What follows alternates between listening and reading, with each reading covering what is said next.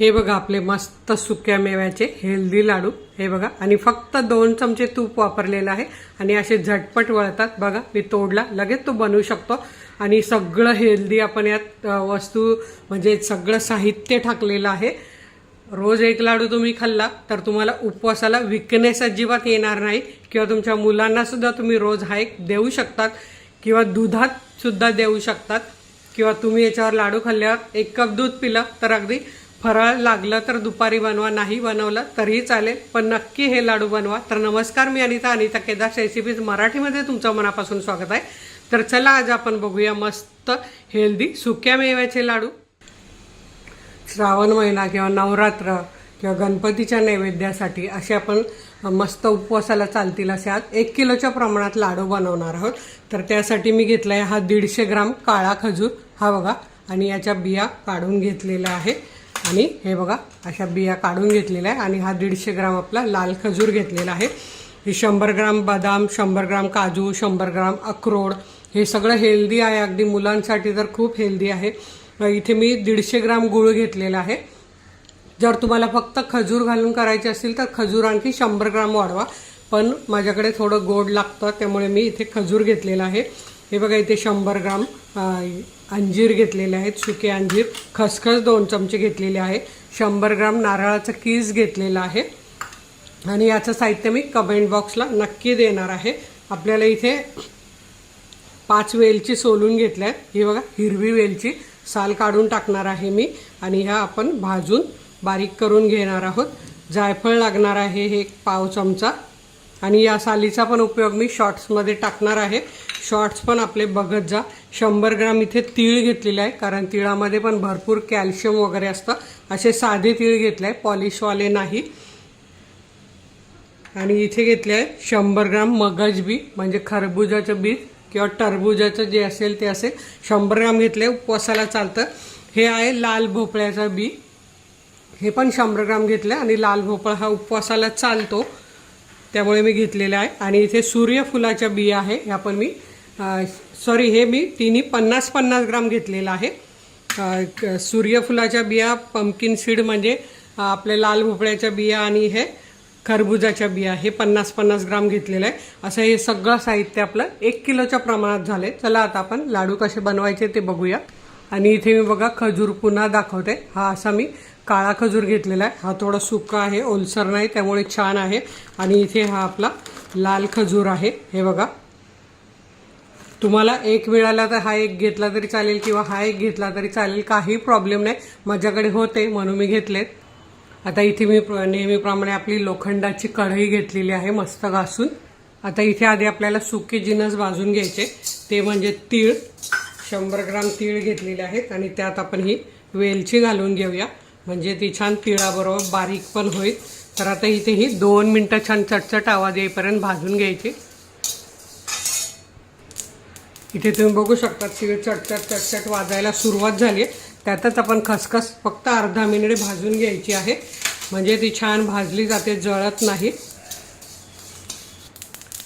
तर हे बघा तीळ मस्त भाजले गेले. आता हे आपण काढून घेऊया. सगळे असे चटचट जरी उडायला लागले पण हे असे सगळे हलवून घ्यायचे म्हणजे सगळे तीळ फुलले पाहिजे. आता या 50 ग्राम मगज बी, 50 ग्राम लाल भोपळ्याचं बी आणि 50 ग्राम सूर्यफुलाचे बी सगळं स्वच्छ मी निवडून घेतलेलं आहे. आता हे पण आपण एक 3 ते 4 मिनटं भाजून घेऊया आणि बारीक गॅसवर छान आजपर्यंत भाजलं जाईल असं. त्यामुळे हे लाडू तुम्ही अगदी 6 महिने ठेवले तरी खराब होत नाही, हे मी खात्रीशीर तुम्हाला सांगते. आणि तुम्हाला जर कोणाला विकायला बनवायचे असतील तर असे 1 किलोच्या प्रमाणात, म्हणून मी तुम्हाला हे 1 किलोचं प्रमाण दाखवलं आहे. आणि ज्याचा भाव कसा करायचा तर ते मी तुम्हाला आज सांगणार आहे. तर आपण वस्तू आणल्यावर त्याचा प्रत्येकाचा भाव लिहायचा आणि प्लस आणखी आपली मेहनत काय असेल ती, गॅसचा खर्च असं मिळून भाव आपण तो 1 किलोचा लावायचा कोणाला देताना, कारण आपल्या मेहनतीचं फळ पण आपल्याला मिळालं पाहिजे. आणि हे सगळ्यात चांगल्या वस्तू असतात. कारण मला बरेच वेळा विचारलं जातं ताई कसे किलो विकायचे, काय विकायचे. आपले सौ प्रियांका म्हणून सबस्क्रायबर आहे त्यासुद्धा हे करतात. अगदी मेथीचे लाडू वगैरे विकतात, रवा बेसनचे लाडू माझ्या पद्धतीने बनवतात आणि त्यांच्याकडे बऱ्याच ऑर्डर येतात. अगदी त्यांना वेळ पण मिळत नाही, म्हणून मी आणखी कोणाला फायदा होईल म्हणून मी सांगते आहे. तर हे बघा, या बिया पण चटचट आवाज यायला सुरुवात झाली आहे आणि मुलं अशा बिया खाणार नाहीत, त्यामुळे हे लाडू अगदी हेल्दी आहे. तुम्हाला आवाज येत असेल कसे चटचट चटचट वाजत आहे. त्याला आता हे भाजून झालेले आहेत, आपण काढून घेऊया. 1-4 मिनटं बारीक गॅसवर छान भाजले आहेत. आता आपण हे जे सुकं खोबरं नारळाचा किस घेतलाय, रेडीमेडच मी घेतलाय, तुम्ही अगदी घरी असलेलं सुकं खोबरं किसून घेतलं तरीही चालेल. हे आपण 2 मिनटं भाजून घेऊ. तर हे बघा, असं सुकं खोबरं हे तुम्ही घेतलं तरीही चालेल. खोबरं 2 मिनटं भाजून झाले, सोनेरी रंग आलाय. हे बघा, आपण काढून घेऊया, जास्त पण भाजायचं नाही. आता आपण यात साजूक तूप घालूया. हे बघा, माझ्या घरी बनवलेले साजूक तूप असतं. 2 चमचे घालूया. फक्त 2 चमचे लागणार आहे, जास्त लागणार नाही. आणि इथे तुम्ही बघू शकतात खोबरं आपण वेगळं काढले, कारण खोबरं आपल्याला बारीक करायचं नाहीये. हे वेगळं काढले आपण, बिया या सगळ्या, आणि तीळ आणि खसखस वेगळं काढले. आता कसं बारीक करायचं ते दाखवते. आधी आपण काजू बदाम आपल्याला हे असे तुपात 1-2 ते 3 मिनटं असे तळून घ्यायचे आणि तिन्ही एकत्रच करून घ्यायचे आहे.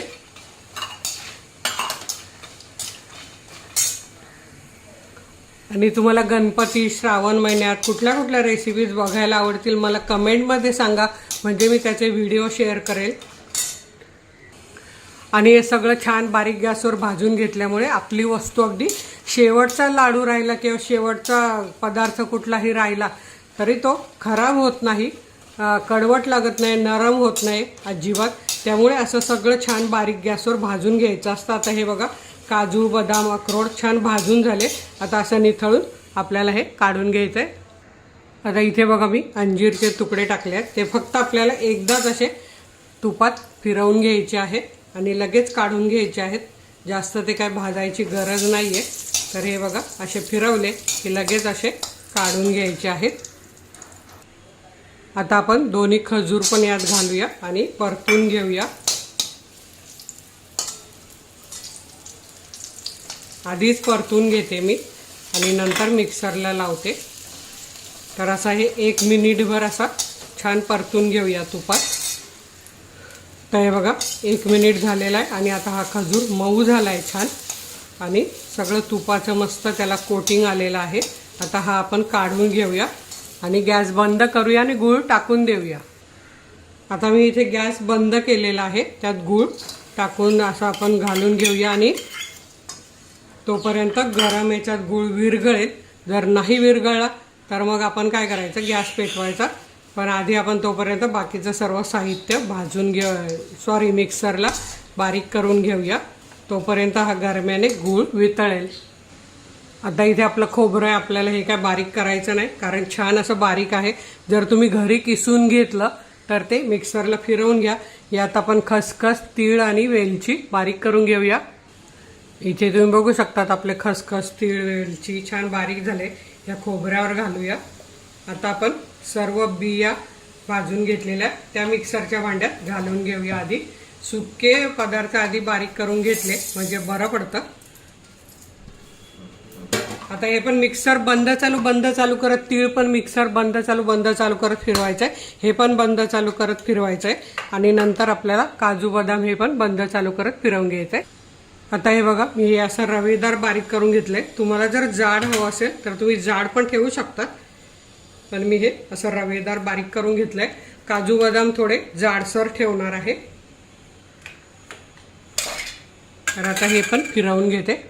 काजू बदाम अक्रोड, तर इथे तुम्ही बघू शकतात काजू बदाम अक्रोड आपण असे जाडसर करून घेतले आहेत.